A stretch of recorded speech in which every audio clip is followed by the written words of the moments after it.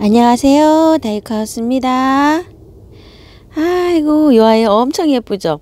레티지아를 닮았죠? 이렇게.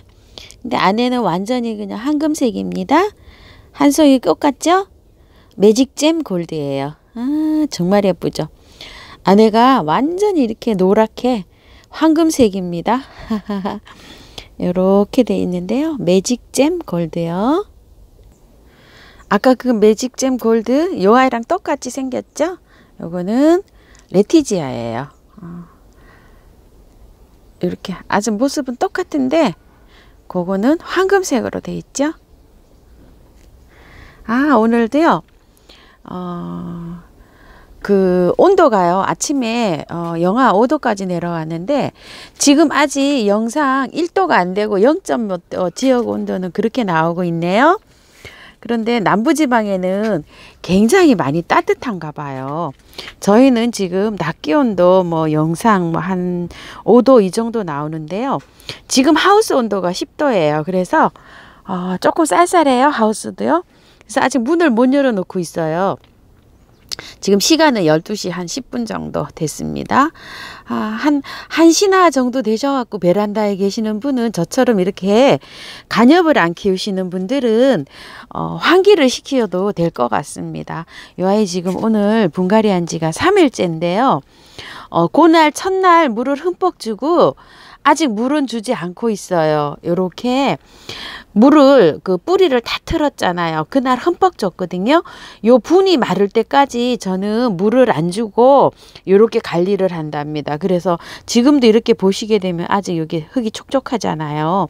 한 일주일에서 일주일 더 갈 겁니다. 지금 날씨가 춥기 때문에 저기 문을 못 열어놓고 있기 때문에 통풍이 안 되잖아요. 그래서 아주 안 마릅니다. 그대로 있어요. 그래도 아이 이렇게 싱싱하게 잘 있죠? 이런 상태로 있습니다. 그리고 오늘은요, 요 수선화 키우기 한번 얘기해 볼게요.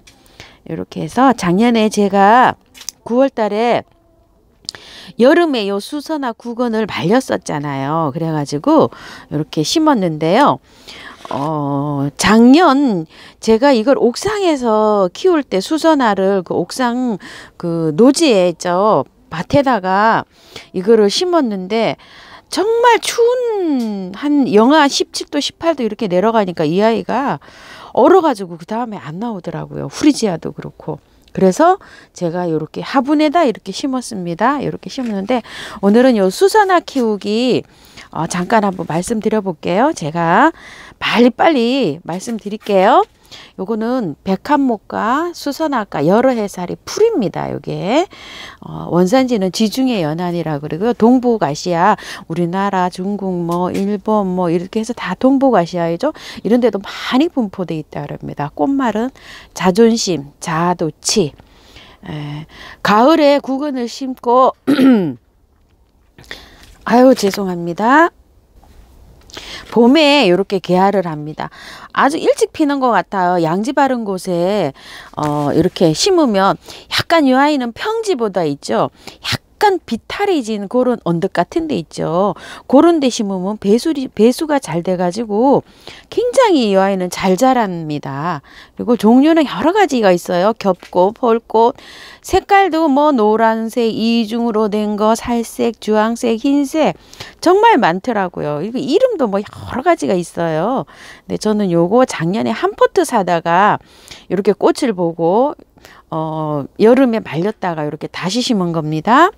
그리고 온도는 최저 온도는 마이너스 30도까지도 간다 그래요. 그래서 노지에서 월동이 된다고 합니다. 이 아이가요. 낮에 기온은 15도에서 25도에서 제일 잘 자란다고 합니다. 그러니까 겨울에도 저희가 여기 온도가 낮에는 해가 들어오면 하우스 온도가 한 25도 이상 올라가는 날도 많아요. 그래서 이 아이가 노지에 있을 때보다 이렇게 빨리 핍니다. 그리고 3개월 정도 저온 처리를 해줘야 꽃이 핍니다. 그러니까 꽃이 요 아이가 안 피시는 분 베란다에서 화분에 있으면서 안 피시는 분들도 아마 간혹가다 계실 거예요. 저녁 온도가 13도 이하로 5도에서 13도 이하로 3개월 정도를 해줘야지 이렇게 꽃 개화가 된답니다. 그러니까 저 같은 경우에는 11월, 12월, 1월 정도 개화 아마 됐겠죠. 이게 저온초리가. 그래서 지금 이렇게 오는 겁니다. 제가 온도를 5도까지 맞춰주잖아요. 그리고 요거 있는 장소가 그 문 앞에 있었잖아요. 항상 놔두기를. 그러니까 고기가 아마 조금 추워요. 난로를 여기 안에 제가 지금 서 있는 이 장소에 두기 때문에 얘가 원래 있던 장소는 저 문 입구에 있었거든요. 저기 문 입구에 있었기 때문에 저기가 굉장히 춥습니다. 거기에 있었기 때문에 저온 처리는 아마 자동으로 됐을 거예요. 그래서 저온 처리가 굉장히 중요합니다. 그리고 빛은 3시간에서 6시간 정도 들어오면 되는데 저희는 빛이 약하잖아요. 3시간 채 들어올까 말까 합니다. 그런데 이렇게 꽃을 피워주더라고요. 그런데 빛이 많이 들어오면 많이 들어올수록 이 알뿌리 있죠. 이 알뿌리가 굵게 되고 또 거기에서 알뿌리에서 자구도 많이 열린다고 합니다. 그리고 이 아이는 비료가 많이 요구된다고 합니다. 그래서 저도 여기 보시면 이 까만 거 있죠. 이게 다 유박거름이에요. 이 까뭇까뭇한 거 있죠. 위에 이렇게 유박거름을 꽃 피기 전에 한 달 전쯤 됩니다. 이렇게 싹이 올라오면 이 유박거름을 막 이렇게 뿌려 놓습니다. 그러면 물을 줄 때 이게 녹습니다. 이렇게 해서 저는 이렇게 유박을 많이 해서 하는 편이고요. 이 아이는 흙이 배수가 굉장히 잘 되는 흙에다 해야 되기 때문에 저 같은 경우에는 요거를 바특 30, 상토 30, 마사 20, 펄라이트 20. 그러니까 배수 펄라이트를 배수로 보면은 마사 20이니까 40, 흙을 60. 그러니까 6대 4로 한 겁니다. 흙을 60, 배수를 40. 이렇게 해갖고 지금 요걸 했고요. 물주기는 그 흙이 마르면 요 바깥 흙 있죠. 요 바깥 흙이 마르면 충분히 간수해 주는 게 좋고요. 겨울 있죠. 가을에 요거를 이제 구근을 심어 놨잖아요. 그럼 이제 겨울이 올 때까지는 너무 많이 주시면 안 돼요. 가을에는 살짝 주다가 요 아이를 살짝 주다가 겨울이 되면은 이 아이가 약간 좀 크질 않고 그 저온을 해야 되는 그 기간이잖아요. 그때 물을 이렇게 듬뿍 자주 주시면 이 아이가 구근이 썩을 수도 있어요. 왜 그러냐면 활동을 안 하잖아요.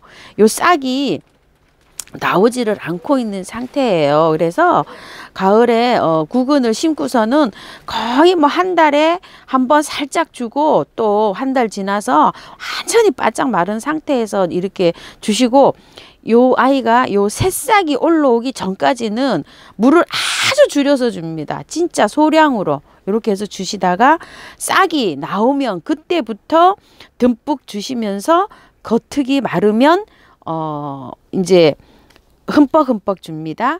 그리고 여름에는요, 요 아이가 이제 휴면을 하잖아요. 그래서 노지에 있을 때는 이 아이들이 잎이 다 시들어요. 누렇게. 그럼 이제 그게 죽는 게 아니고 그렇게 누렇게 시들다가 가을에 되면은 다시 이제 잎이 나오거든요. 노지에 있는 아이는.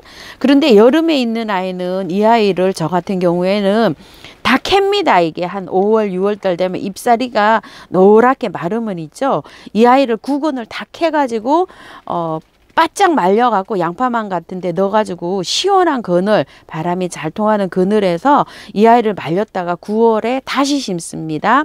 그 영상을 저번에도 올려드렸는데요. 올해도 영상 그걸 다시 올려드릴게요.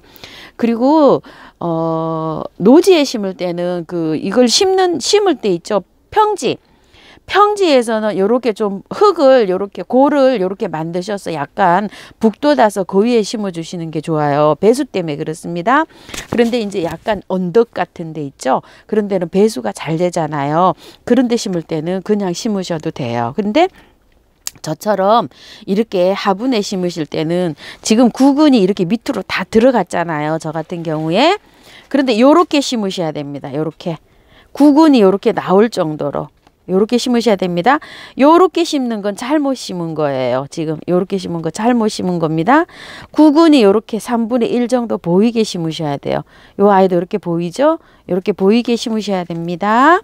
그렇게 심으시고 개화는 빠르면은 온도만 맞춰주면은요. 요게 저온 처리가 잘 되면 12월 달에도 핀답니다. 그런데 12월 달에는 저기 가을에 저온 처리가 하기가 힘들잖아요. 그러니까 12월 달에 피는 꽃은 하우스에서 그 저온 처리를 한 아이들만 가능하고, 이렇게 일반 저처럼 이렇게 우리가 집에서 이렇게 키울 때는 지금 이맘때 돼야 핍니다. 저온 처리가 3개월 정도 충분히 돼야 되니까요.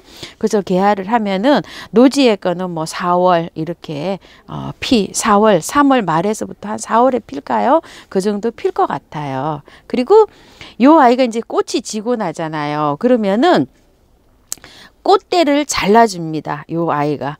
꽃대를 어디를 잘라주냐면은요, 요렇게 해서 꽃대 시작된 부위 있잖아요. 여기를 이렇게 잘라줍니다. 그는 또 왜 잘라주냐면은요, 그 꽃대를 잘라야 이제 이 잎에서 이 저기 작용을 할 거 아니에요. 해가지고 안에 있는 구근 있잖아요. 그 구근을 튼튼하게 하고 또 자구도 이렇게 많이 생성을 하게끔 그렇게 한답니다. 그래서 하고, 또 그렇다고 해서 구근만, 요 꽃대만 잘라야 되지 이 잎을 다 자르시면 안 됩니다. 요거 증산작용을 해야 되니까 요 햇볕을 받아서 요 아이가 살아가야 되잖아요. 그러니까 잎은 자르지 않고 요 꽃대만 자릅니다. 그리고 병충해에는 잎이 요게 약간 좀 갈색으로 요렇게 되는 게, 그런 게 오고 진드기도 올 수가 있고 한데요.